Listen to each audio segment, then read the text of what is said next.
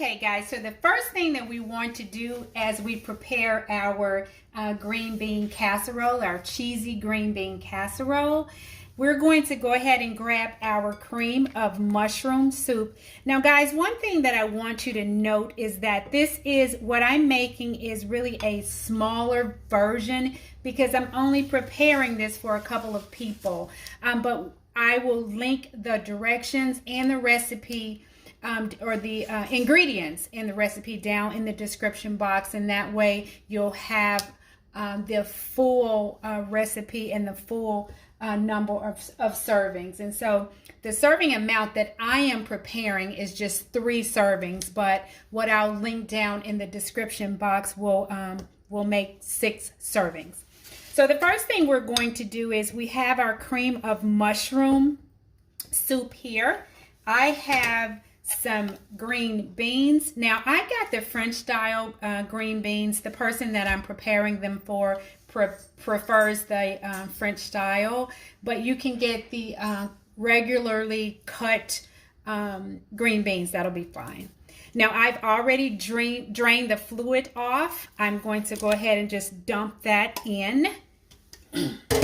And I'm going to thoroughly mix this together. And I don't know if you guys have been to somebody's house or maybe you've prepared green bean casserole yourself. It's really a popular holiday treat, or maybe you're doing comfort food or soul food during the week or on the weekends. But it's really simple to make, but it's super tasty. I make mine with cheese. There's a lot of different variations to it.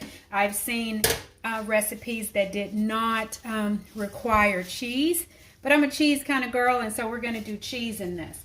So now that we've mixed up the mushroom soup and the string beans, we're going to go ahead and pop those in the microwave. We're going to heat them just until they're warm. We're going to heat them for about 3 to 5 minutes, just depending on the temperature of your microwave.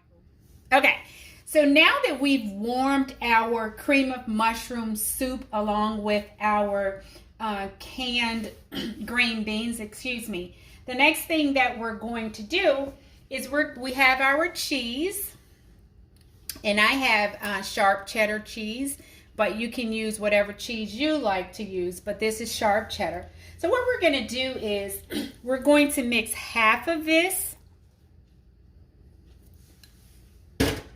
in with the green beans and the soup.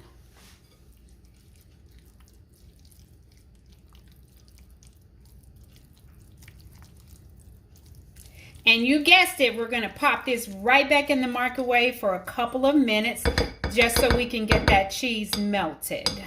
Okay, so we've removed this from the microwave. We've melted our cheese. You can see that cheesy goodness. You just want to give that a nice stir.